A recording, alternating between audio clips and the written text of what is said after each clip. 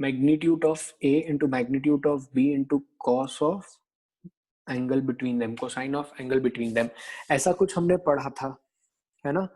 ये last class तक हम पढ़ रहे थे। फिर हमने देखा था कि अगर ए वेक्टर गिवन होगा हमें ए एक्स आई कैप, ए वाई जे कैप और ए जेड के कैप में, और बी वेक्टर गिवन होगा हमें बी एक्स आई कैप, बी वाई जे कैप, बी जेड के कैप में। तो जो हमारा ए डॉट बी की वैल्यू आने वाली है ना, ए वेक्टर डॉट बी वेक्टर की वैल्यू आने वाली है, वो क्या आएगी, आई आई का कंपोनेंट कर देंगे सर ए एक्स बी एक्स प्लस ए वाई बी वाई प्लस ए जेड बी जेड। फिर आपने पढ़ाया था कि इस फॉर्मूले का यूज करके हम एंगल भी बड़ी आसानी से निकाल सकते हैं, cos theta equal to A dot B divided by magnitude of A magnitude of B.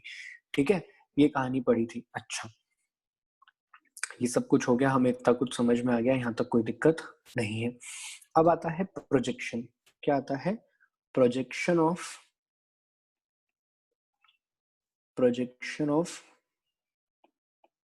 One vector. अभी देखते जाओ बस, है ना, वन वेक्टर ओवर अनदर। अब ये क्या होता है देखते हैं। जब हम इसकी बात करते हैं प्रोजेक्शन ऑफ वन वेक्टर की,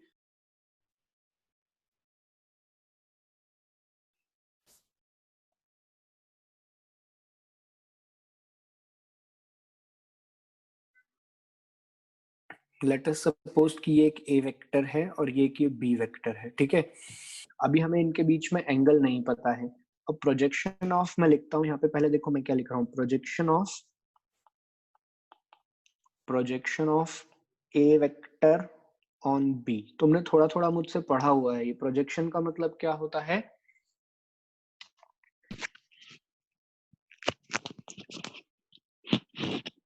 प्रोजेक्शन का मतलब क्या होता है, अगर हम बात करें प्रोजेक्शन की, तो ए का कितना इफेक्ट है बी पे, ए का कितना इफेक्ट है बी पे।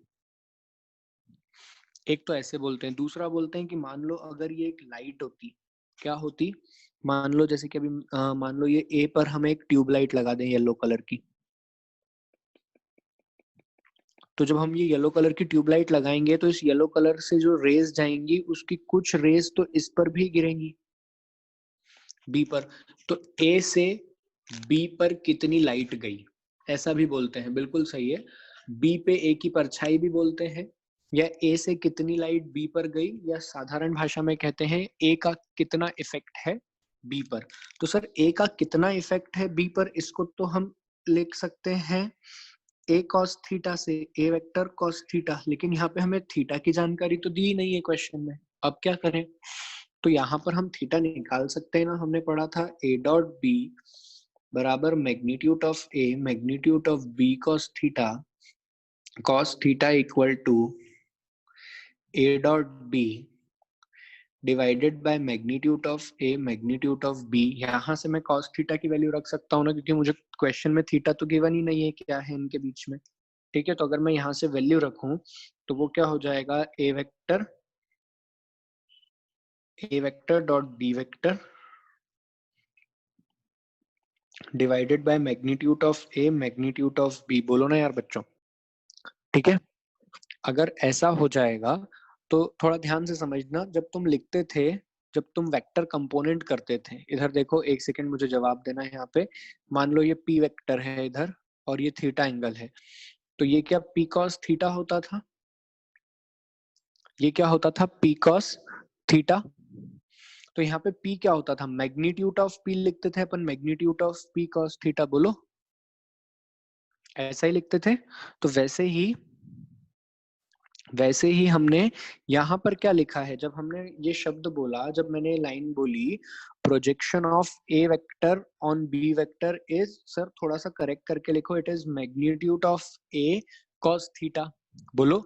तो यहाँ पर भी मैग्नीट्यूड ऑफ ए आया, और हमने cos थीटा की वैल्यू, क्योंकि अब हम डॉट प्रोडक्ट जानते हैं, तो वहां से पुट कर दी। जब हमने cos थीटा की वैल्यू पुट कर दी तो ए मैग्नीट्यूड से ए मैग्नीट्यूड, तो बचा क्या, बचा हमारे पास में A vector dot B vector divided by B vector का मैग्नीट्यूड। अरे सर बताएं, आपने ना हमें पढ़ाया था कि जब कभी किसी वेक्टर को उसके मैग्नीट्यूड से डिवाइड करते हैं तो वो क्या बन जाता है, यूनिट वेक्टर। तो this is the projection of A on B.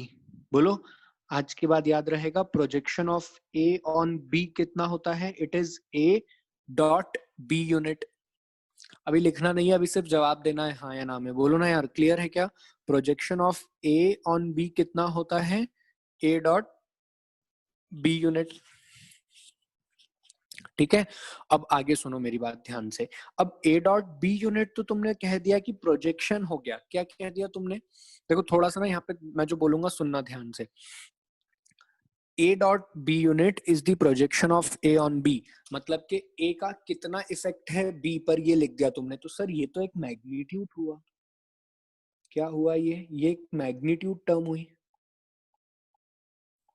Magnitude term हुई, है ना। डॉट प्रोडक्ट बन रहा है और डॉट प्रोडक्ट तो मैग्नीट्यूड देता है। तो अगर मान लो यहाँ पे 10 न्यूटन का फोर्स लग रहा होता तो बी पर कुछ 7 या 8 आता, ऐसा ही कुछ आता। बी पर उसका इफेक्ट कुछ 7, 8, 5, 6 देखने को मिलता हमको, कुछ भी ऐसा रैंडम सा नंबर देखने को मिलता। बोलो। लेकिन अगर मैं तुमसे पूछूं कि इसे वेक्टर फॉर्म में एक्सप्रेस करो, तुम कहोगे देखो सर हमें इतना तो नहीं बनता, लेकिन हम कह सकते हैं कि ए का जो भी इफेक्ट बी पर आएगा उसका भी डायरेक्शन उसी डायरेक्शन में होगा जहां बी होगा। अरे यार, मैंने तुमसे कहा, फिर से सुनना मेरी बात, मैंने कहा कि projection of A dot B का वेक्टर क्या होगा। Projection of A dot B को वेक्टर में कैसे लिखेंगे? तुम कहोगे सर मैग्नीट्यूड तो हमने लिखना सीख लिया, अब हम अपना दिमाग लगाकर बोल सकते हैं कि ये जो मैग्नीट्यूड होगा इसकी दिशा भी बी के साथ ही होगी, जहां बी होगा उसी दिशा में ये वाला इफेक्ट भी होगा। बोलो यार, क्लियर है सबको ये बात?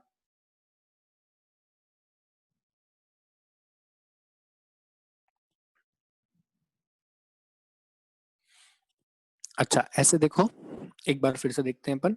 मान लो जैसे कि ये रहा मेरा ए वेक्टर और ये रहा मेरा बी वेक्टर।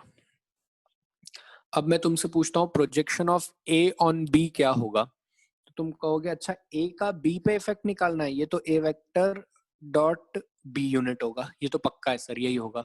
अब मैंने तुमसे कहा कि ये तो एक मैग्नीट्यूड है, ये तो मानते हो ना, यहाँ तक जो मैं लिख रहा हूँ ये तो मान रहे हो ना सब लोग कि ये तो एक मैग्नीट्यूड है। अब मैंने तुमसे कहा कि बताओ जो तुमने प्रोजेक्शन निकाला है वो किस दिशा में होगा। तुम कहोगे सर इतना तो नहीं जानते हम, लेकिन हम ये कह सकते हैं कि उसका इफेक्ट बी के अलोंग ही होगा। बोलो यार, यही कहोगे? अरे सी और डी नाम ले लो चलो, ये सी और ये डी, ठीक है, ये सी वेक्टर और ये डी वेक्टर। अब मैं कहता हूं projection of C on D, तो तुम कहोगे अच्छा सी का इफेक्ट निकालना है डी पे, तो वो होगा C vector dot D unit. ऐसे ही प्रूव कर लेंगे, है ना। लेकिन मैंने तुमसे साथ में कह दिया है एक्शन की दिशा भी बताइए, तो तुम कहोगे सर दिशा तो हमें ज्यादा जानकारी नहीं है, लेकिन हम कह सकते हैं कि इसकी दिशा भी उसी दिशा में होगी जहां पर डी होगा, क्योंकि जाकर तो डी पर ही गिर रहा है ना। इसकी जो सी की परछाई है वो कहाँ गिर रही है, डी पर ही गिर रही है ना। तो इसकी दिशा भी डी पे ही होगी, जिस दिशा में डी होगा। बोलो सभी लोग, now it is clear to everyone. अच्छा, अगर ये कहानी क्लियर है, ये कहानी क्लियर है, तो फिर सर हम क्या करें? हमने तो अभी तक सिर्फ मैग्नीट्यूड ही लिखना सीखा, अब हम डायरेक्शन कैसे लिखें? क्या इसके लिए भी कोई नई मेथड है? तो इसके लिए मेथड नहीं है, इसके लिए दिमाग लगाना है। कैसा दिमाग लगाना है? Unit vector. याद करो यूनिट वेक्टर, यूनिट वेक्टर क्या कहता था?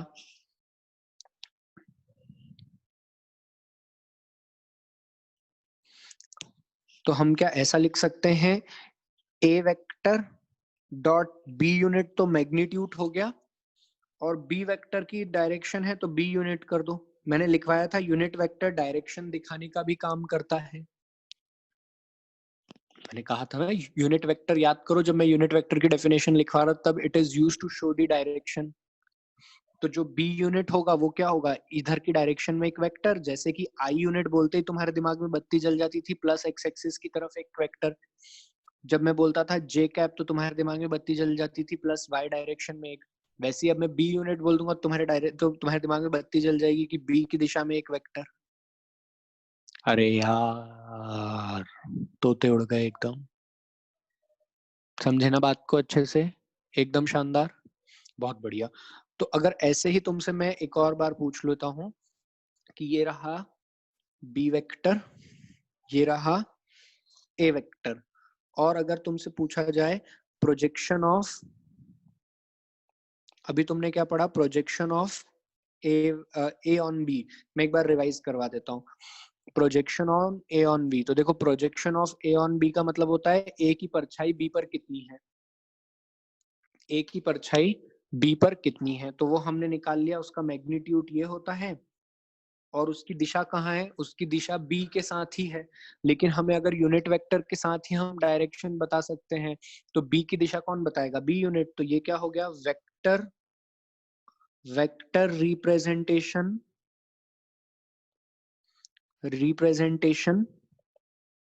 Of A, of projection of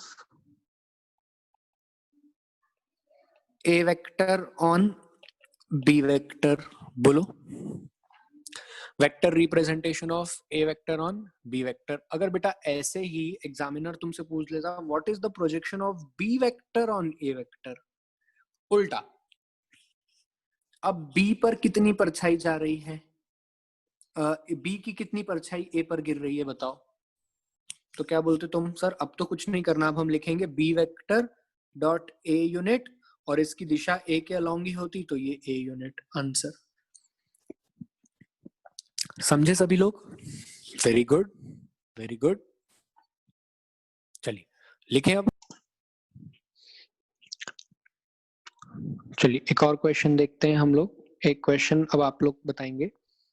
A vector is 2i 3j 4k, B vector is i plus 2j plus k। पहला है find projection of A vector on B vector, second है find projection of B vector on A vector. ठीक है, चलिए बताइए सब लोग answer क्या होगा।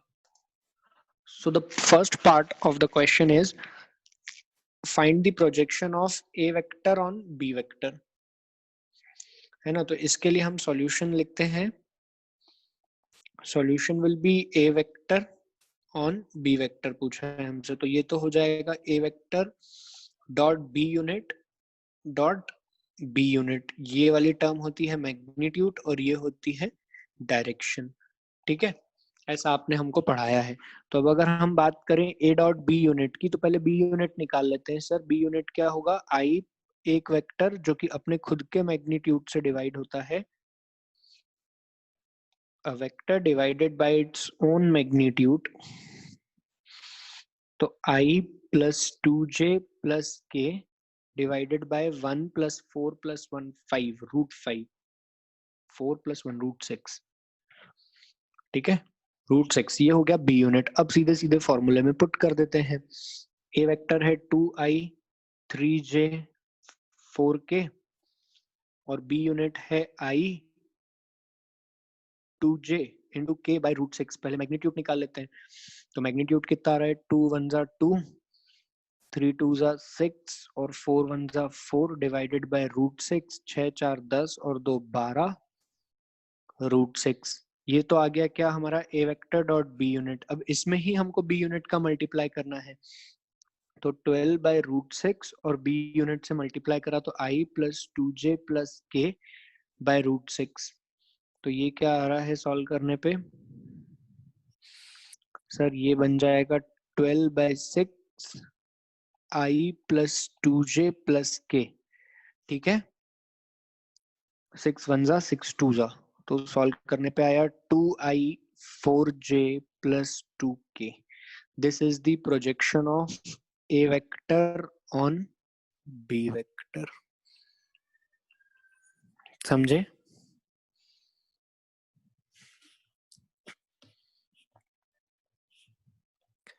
सभी लोग क्लियर है?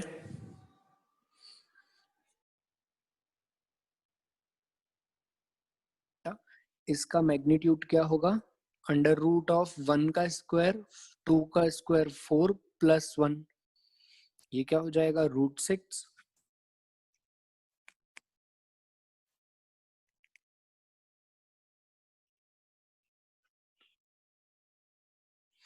और 2 का i के साथ, 3 का इसके साथ और k का इसके साथ।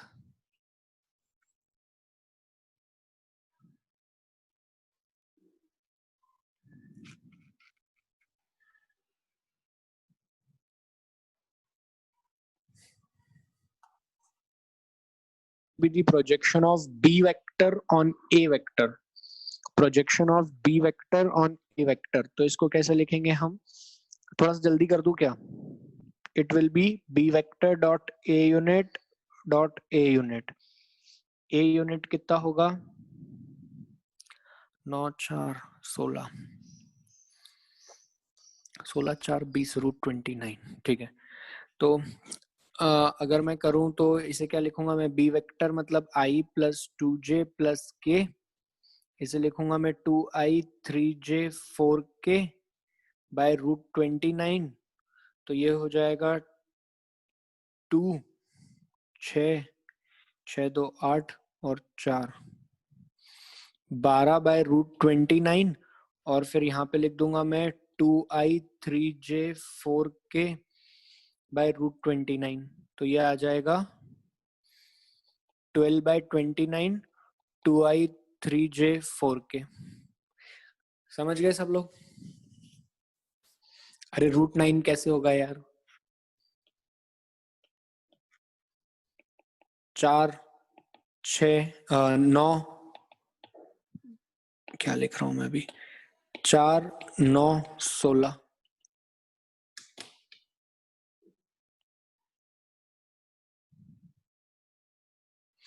Is it clear to everyone now?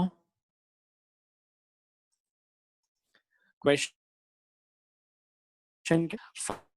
find the component of a vector equals to 2i 3j along I plus j vector.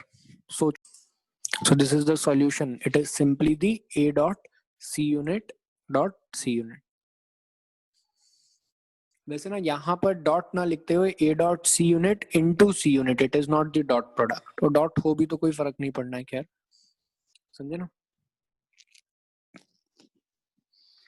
चलिए, प्रोजेक्शन ऑफ वेक्टर सभी को समझ में आया? कहीं कोई डाउट नहीं है प्रोजेक्शन ऑफ वेक्टर में? बोलो यार, क्लियर है सभी को प्रोजेक्शन ऑफ वेक्टर? कंपोनेंट और प्रोजेक्शन सेम होते हैं, बोल सकते हैं हम।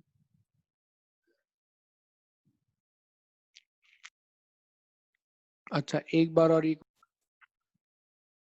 Find the vector component of 3i2j on i minus j vector. अब वेक्टर कंपोनेंट का मतलब ये है कि आपको प्रोजेक्शन ऑफ वेक्टर निकालना है अलोंग विद द डायरेक्शन। जल्दी से इसका आंसर बता दो सब लोग। Suppose we have a vector equals to 3i plus 2j and somewhat z vector equals to i minus j। तो projection of a on z निकालना है, जो कि होगा a dot j unit into j unit। तो a dot j करते हैं पहले। j unit कितना होगा? j unit होने वाला है i minus j by √2। तो a dot j के हिसाब से हो जाएगा 3 plus 2 by √2, और j यूनिट की अपनी वैल्यू होगी i माइनस जे बाय √2। ये कैसे लिख दिया बेटा? तो j यूनिट को क्या लिखते हैं? एक वेक्टर जो कि अपने मैग्नीट्यूड से डिवाइड हो रहा है। ठीक है, तो यहाँ से ये क्या हो जाएगा सॉल्व करने पे? 5 3 माइनस 2 आएगा, सॉरी 3 माइनस 2, तो it will be 1 by 2 i minus j। Got it? This is the answer.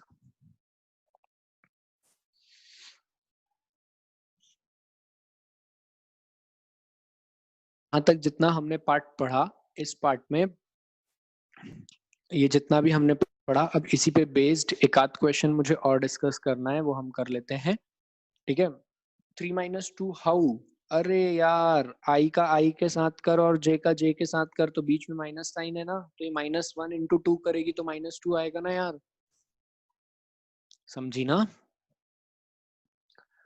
एक क्वेश्चन है, इफ, बहुत बढ़िया क्वेश्चन है, if vector a cap plus 2b cap is perpendicular to 5a cap minus 4b cap, perpendicular to 5a cap minus 4b cap, then find the angle between a cap and b cap. Got it? Question है, if vector a cap plus 2b cap is perpendicular to 5a cap minus 4b cap, then find the angle between a cap and b cap. Solve कीजिए, your time starts now. हमें सिर्फ एक ही चीज पता है कि जब कभी भी दो वेक्टर्स के बीच में एंगल निकालना होगा, जब कभी भी दो वेक्टर्स के बीच में एंगल निकालना होगा तो हमारे पास एक ही ऑप्शन है, डॉट प्रोडक्ट। लेकिन यहाँ तो कैप में दिया हुआ है, कुछ समझ नहीं आ रहा। बहुत आसान है, देखो आप क्या लिखोगे, नाम दे दो, सी वेक्टर बराबर और डी वेक्टर बराबर, अब लिखो डॉट प्रोडक्ट निकालना है और दोनों परपेंडिकुलर हैं, तो सर सी डॉट डी क्या होने वाला है, 0, ठीक है।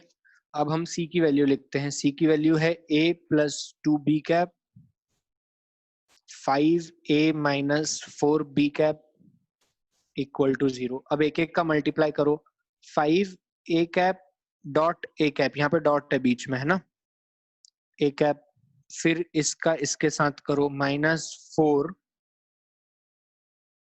a cap dot b cap plus इसका करो 5 2 10 a cap dot b cap, और फिर इसका करो -8 b dot b equal to 0। समझे क्या इतना?